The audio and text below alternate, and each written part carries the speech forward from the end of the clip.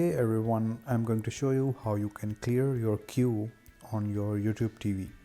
So on your YouTube TV there is no option for the queue.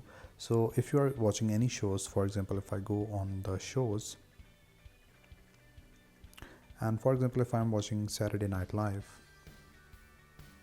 and let's say that I'm watching on the season 5 episode 1.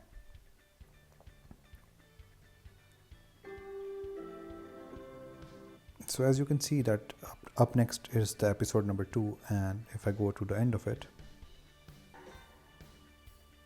and now the video has ended, and up next is this episode. So this is automatically going to play. So on the web browser there's no settings to turn this off, the autoplay, but on your smartphones or on your mobile you can turn the autoplay off.